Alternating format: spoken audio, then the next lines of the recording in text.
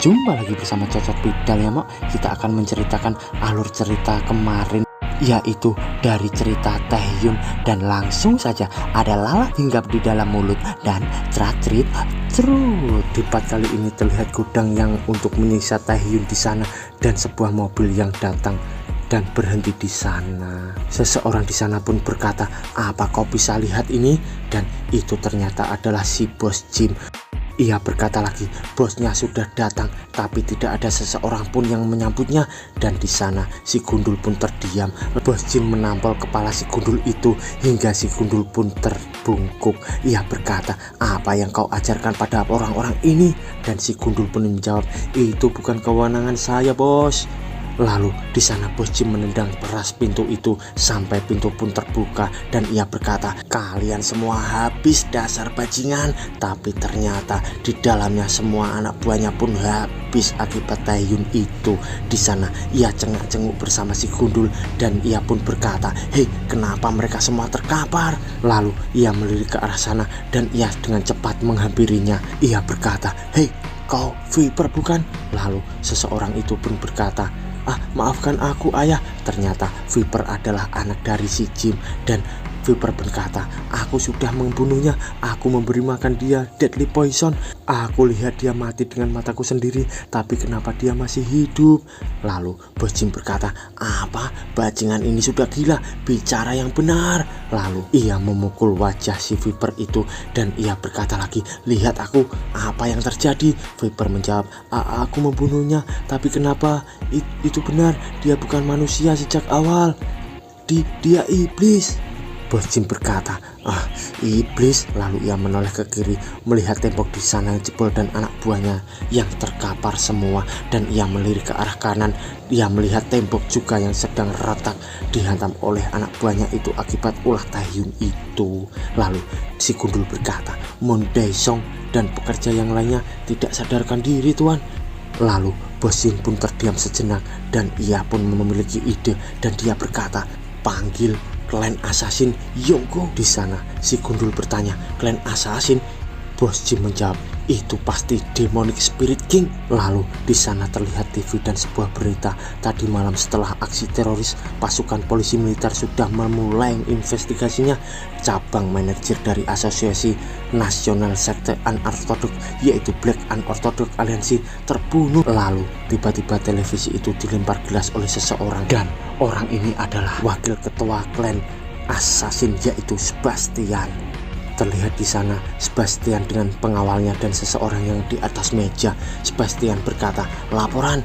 Anak buahnya menjawab, "Siap," sambil Sebastian kakinya di atas orang yang pingsan itu. Lalu anak buahnya berkata, "Cabang manajer bagian timur dan selatan, dan juga Kim Dong-hee cabang manajer bagian utara, jalur distribusi Seoul hampir hancur dalam beberapa bulan belakangan ini." Sedangkan di sisi Sebastian ia berkata, "Yang ingin aku dengar adalah saat 3 jalur distribusi kita hampir dihancurkan, apa yang sedang kau lakukan?"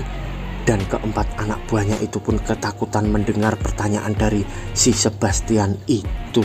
Lalu Sebastian menginjak kepala orang yang pingsan di atas meja itu. Ia pun berkata, Kau ada di tempat kejadian itu bukan? Para bajingan itu, siapa mereka?" Sedangkan orang yang diinjak itu pun kesakitan berkata, Itu hanya satu orang. Dia mengenakan topeng, jadi aku tidak bisa lihat wajahnya, tapi dia adalah seorang master bela diri." Sambil ia kesakitan karena diinjak lebih keras lagi. Di sana Sebastian pun berkata, "Berapa kali aku harus terlibat masalah seperti ini? Apa rencanaku akan berantakan karena bajingan seperti serangga seperti kalian ini?" Di sana anak buahnya pun terdiam, dan ia pun berkata, "Wakil ketua klan NIM, 50 box OPT terbaru sudah sampai." Di sana Sebastian pun menjawab, "Sudah sampai, berikan aku sampelnya." Lalu terlihat Sebastian menelan pem itu, dan terlihat ia pun merem dan merasakan sebuah sensasi yang aneh. Dan anak buahnya pun berkata, dibandingkan yang sebelumnya, efektivitas obat sudah meningkat sebanyak 30%, dan efek langsungnya adalah 25%. Terlebih rasio efek sampingnya sudah berkurang sebesar 40%. Dan di sana Sebastian pun tertawa, "Akhirnya." dan ia akan memukul sesuatu. Ternyata ia memukul orang yang di atas meja itu dengan keras, dan anak buahnya pun bergumam, dia menghancurkan meja besi dengan mudahnya. Apa ini efek obat OPT? Kalau aku memakannya, maka aku juga bisa seperti itu. Sebastian di sana memandang tangannya dan berkata, seperti yang diharapkan dari Jae Ho Young Lim, obatnya langsung bekerja. Hei, mulai kembali bisnisnya dan gandakan pengeluaran di timur. Berikan obat ini pada peserta yang bertarung untuk dikonsumsi. Lalu tiba-tiba seseorang wanita dari pintu berkata, wakil ketua klan, komisi penting dari Black Unorthodox Alliance sudah datang. Dan di sana Sebastian pun berkata, Black Unorthodox Alliance? Lalu ia pun bergegas pergi. Ia pun berkata lagi, mereka bilang akan memberiku uang, jadi aku harus pergi. Ia pun menutup pintu itu. Lalu tiba-tiba kepalanya nongol lagi dan anak buahnya langsung sigap di sana. Ia berkata, kalian sebaiknya temukan bajingan itu dalam 1 minggu dan bawa kepadaku, mengerti? Lalu di sana ia menutup keras lagi pintu itu. Di sisi lainnya terlihat darah yang muncrat dan belati yang melayang di sana, dan ditangkap oleh seseorang dan menusuknya ke bagian leher orang itu. Lalu di sana orang itu dengan gerakan yang melesat cepat menyerang orang yang membawa pedang dan menyikutnya hingga terpental. Terlihat 3 orang membawa pedang di sana sedang melihat pertarungan itu. Terlihat tadi orang yang berkacamata yang membantai semua orang dengan sangat mudah. Sedangkan di depan orang yang berkacamata itu seseorang berkata, jangan khawatir tentang itu, sekte Monhua adalah tentang hukum rimba. Jika kau bukan pemangsa, maka kau akan dimangsa. Kita harus menang demi membalas dengan dendam saudara kita ini. Lalu terlihat mereka semua mengarah menyerang ke arah orang berkacamata itu. Tapi dengan cepat orang itu dapat menghilang, melesat cepat ke arah orang yang berbaju putih itu. Dan orang berbaju putih mengayunkan pedangnya, tapi dapat ditangkis oleh orang itu dengan menggunakan 2 belati.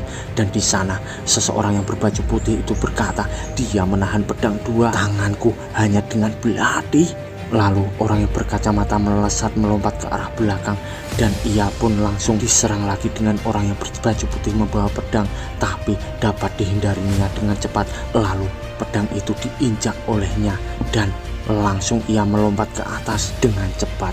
Langsung tiba-tiba ia menancapkan belatinya ke kepala orang itu, dan ia dengan sadis mencabut hingga darah di sana pun berserakan.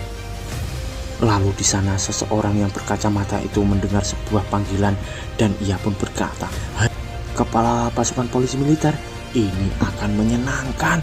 Dan ternyata orang ini adalah asasin kelas atas yang bernama Son Hak. Lalu di tempat lainnya terlihat ruangan bawah tanah, dan di sana Ibu Taehyun yang menuruni ruangan bawah tanah itu. Terlihat wajahnya yang terlihat sangat sedih. Dan ternyata di dalamnya ada Taehyun dan kakeknya. Ibu Taehyun pun berkata, apa yang terjadi? Kakek menjawab, maafkan aku terlambat. Dan ibunya berkata lagi, hei Kang Taehyun, buka matamu Taehyun. Lalu di sana kakeknya pun berkata lagi, segelnya sudah sedikit terlepas pada saat aku tiba. Aku memberinya perawatan segera, tapi dia membutuhkan banyak perawatan. Dan di sana ibunya pun merangkul Taehyun berkata, oh tidak. Di sana kakeknya pun berkata, tidak aneh jika segel roh iblis itu terlepas, karena semua racun dan pendarahan ini kita harus menyegilnya dengan cepat. Dan ketika kamu selesai dengan segel, kamu harus melarikan diri dengan Taehyun, karena putri roh kuno akan datang. Di sana Ibu Taehyun terkejut dan berkata, putri roh kuno? Kakek pun di sana menjawab, iya, dia pasti merasakan ki roh iblis juga ketika segel Taehyun terlepas. Di sana Ibu Taehyun berkata, lalu Taehyun, bagaimana denganmu ayah? Di sana kakek pun menjawab, jangan khawatir tentang aku, itu adalah dosaku sejak awal.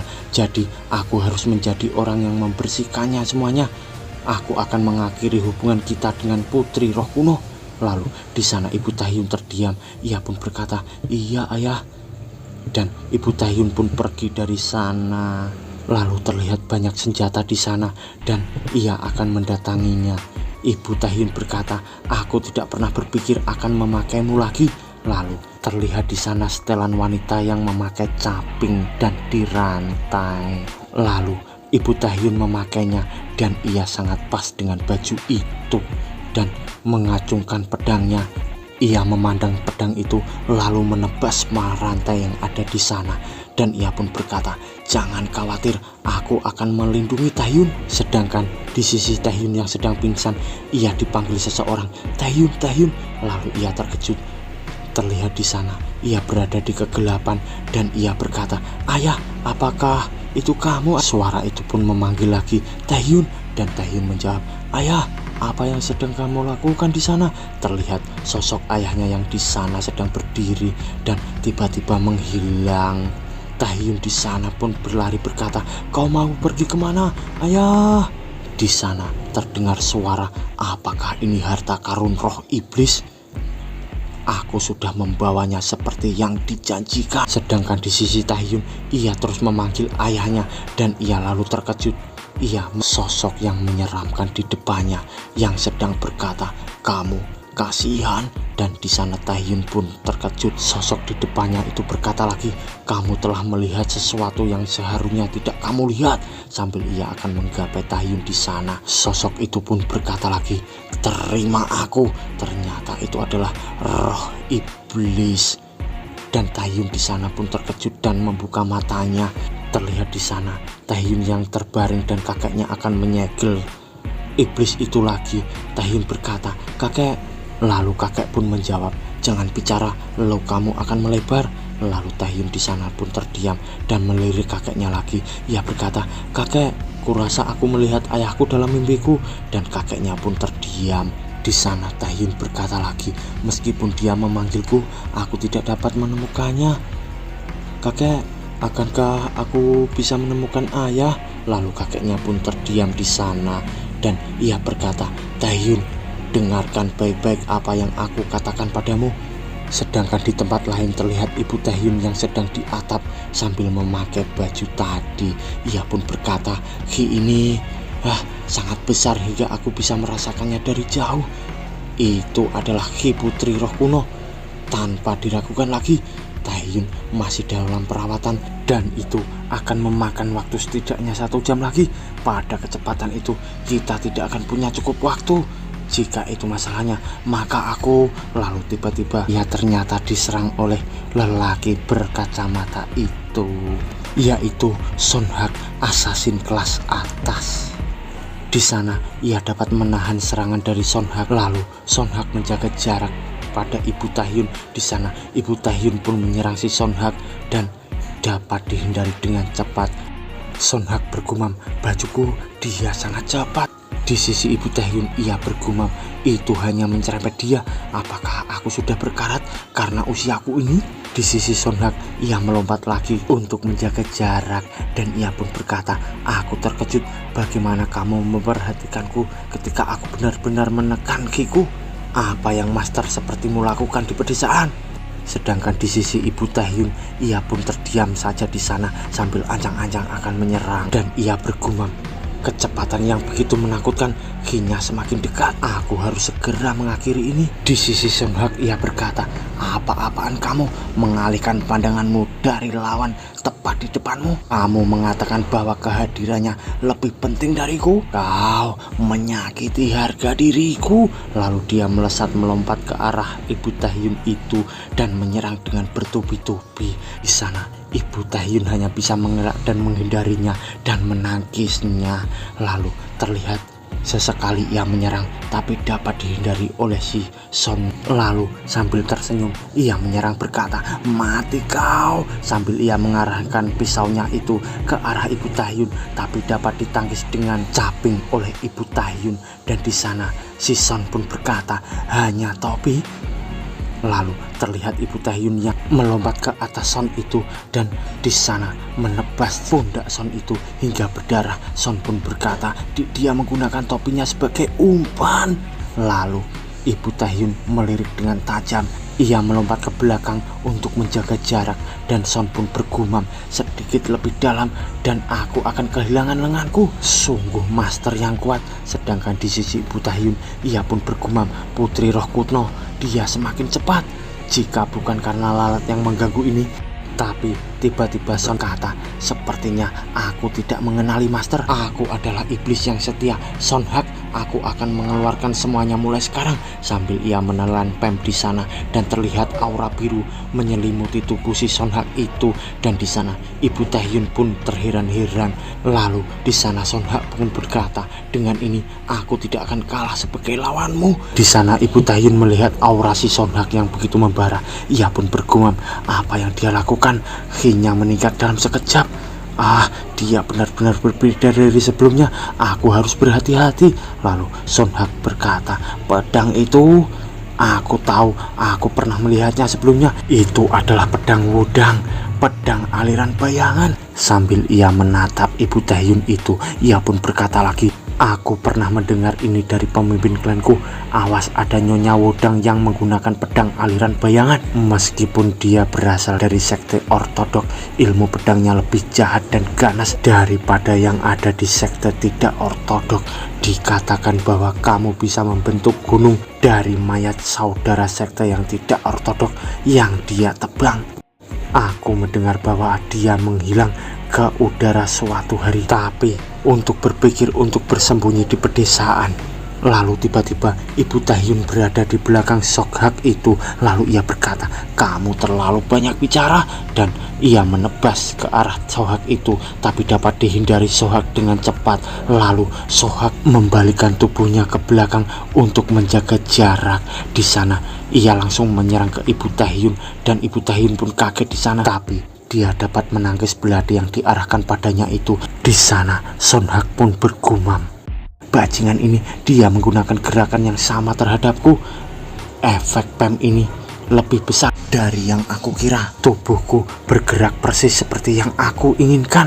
Lalu Ibu Taehyun menyerang dengan cepat di sana, tapi Son Hak dengan cepat menghindarinya. Lalu menahan pedangnya Ibu Taehyun itu dengan kakinya, lalu memuntir kakinya itu dan mengenai kepala si Ibu Taehyun hingga terlihat Ibu Taehyun yang sedang jatuh di sana. Sedangkan di tempat lainnya terlihat kakek Taehyun yang merasakan sesuatu. Ia pun bergumam, maaf Ami, aku tidak bisa pergi dari tempat ini sekarang. Hanya bertahanlah sebentar lagi. By the way, Ami adalah panggilan menantu dari mertuanya ya Mo. Di sana Ibu Taehyun yang terjatuh dan akan bangkit. Ia bergumam, bagaimana dia bisa melakukan serangan balik dalam posisi seperti itu. Ia benar-benar membaca gerakanku. Di sana Son Hak berkata, wanita surgawi Wudang tidak terlalu istimewa untuk berpikir kamu akan jatuh untuk trik seperti ini. Apakah keterampilanmu menjadi berkarat setelah pensiun? Sambil ia menatap Ibu Taehyun di sana. Ia pun berkata lagi, aku minta maaf untuk mengatakannya, tapi kamu tidak memiliki kesempatan melawanku. Sambil Ibu Taehyun mencoba bangkit, ia pun berkata, apakah generasi hari ini memutuskan pertandingan dengan satu pukulan? Kamu bertindak sangat tinggi dan kuat setelah mendapatkan serangan keberuntungan tadi. Aku semua menghangat sekarang, datanglah padaku. Di sana Son Hak tersenyum dan berkata, baiklah, kamu akan menyadari betapa mabuknya kamu di masa lalu. Ketika kamu akan mati, peninggalan masa lalu seharusnya mati dengan tenang. Nyonya Wudang. Sambil ia mengarahkan serangannya ke arah ibunya Taehyun itu. Ibu Taehyun bersiap-siap, tapi ia dapat menghindarinya dengan sangat cepat. Lalu ia balik menyerang ke arah Son Hak itu dan dapat dihindari Son Hak dengan cepat. Lalu Son Hak menancapkan belatinya dan memutarnya dengan mengarahkan serangan ke arah Ibu Taehyun itu dan mengenai perut Ibu Taehyun. Ibu Taehyun berpikir, apa? Aku bisa terluka dengan serangan seperti ini? Aku tidak mau mengakuinya, tapi aku sudah terlalu lama melepas pedangku. Di sana Son Hak pun bergumam, itu dangkal, dia cukup beruntung. Namun itu tidak masalah, pola gerakanmu sudah jelas.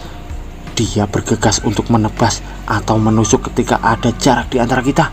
Biasanya aku hampir tidak bisa mengelak, tapi bagiku saat ini yang dilakukannya hanyalah mencapai titik buta untuk menyerang. Kali berikutnya kamu membuat jarak di antara kita akan menjadi yang terakhir. Lalu ia mengarah ke arah Ibu Taehyun itu dan melemparkan belatinya ke arah Ibu Taehyun, tapi dapat ditangkis oleh Ibu Taehyun itu dengan pedang. pedangnya hingga Belati itu pun menancap ke tanah. Terlihat di sana Sonhak dengan tiba-tiba akan menendang Ibu Taehyun, tapi dapat dihindari hingga membuat tanah di sana pun berlubang. Lalu Ibu Taehyun menyerang, tapi dapat dihindari juga oleh si Sonhak itu. Di sana terlihat adu pedang dan belati antara mereka berdua. Ibu Taehyun menyerang, tapi dapat dihindari oleh Sonhak di sana. Lalu Sonhak pun menyerang lagi dengan melemparkan belati itu ke arah Ibu Taehyun, tapi dihindarinya, hampir terkena muka si Ibu Taehyun itu. Ibu Taehyun pun bergumam, pisau belati yang aku tangkis sebelumnya. Tapi Sonhak tiba-tiba di depan muka Ibu Taehyun untuk menyerang, dan ia membawa belati yang satunya lagi. Dengan cepat Sonhak pun bergumam, dia jatuh. Untuk itu dia akan bergegas untuk menebas atau menusuk berikutnya. Dia menggerakkan bahunya ke belakang dan telapak tangannya menghadap ke atas, pasti menusuk. Aku akan memiliki kesempatan untuk melawan saat dia mengulurkan tangannya ke depan. Tak ada gunanya menghalangi pandanganku dengan tanganmu, karena aku dapat melihat dengan tepat di mana kamu akan berencana untuk menyerang. Lalu di sana Sonhak akan menyerang Ibu Taehyun dan memutar badannya ke atas, lalu akan menusuk Ibu Taehyun di sana. Dengan gerakan yang memutar balikan tubuhnya, ia pun bisa menjatuhkan Ibu Taehyun di sana. Lalu Ibu Taehyun kesakitan, hampir tak sadarkan diri, dan ia dicekik oleh Sonhak itu. Sonhak pun berkata, Nyonya Wudang akan mati di tanganku, sambil ia akan menusuk Ibu Taehyun di sana. Lalu terlihat Ibu Taehyun di sana yang sedang kesakitan, tapi tiba-tiba terjadi ledakan di depan Sonhak itu hingga membuatnya terpental. Terlihat di sana Ibu Taehyun yang kesakitan memegangi lehernya itu. Lalu di sisi Sonhak, ia pun melesat ke arah belakang sambil ia bergumam, ada apa dengan serangan Ki yang kuat ini? Lalu terlihat tangan dan gelang yang menyerupai dengan tasbih. Ia berkata, beraninya bayi sepertimu memanggilku bajingan, ketahuilah tempatmu, sambil ia mengepalkan tangannya di sana dan seakan-akan mencengkeram tubuh Sonhak di sana. Lalu terlihat Sonhak di sana kesakitan berkata, ini telekinesis Ki internal. Ternyata itu adalah Ratu Roh Kuno. Ia berkata, betapa buruknya keadaanmu, apa kau baik-baik saja menantu perempuanku? Sambil ia menatap Ibu Taehyun di sana. Ternyata Ibu Taehyun adalah menantu dari Ratu Roh Kuno. Dan bersambung mo.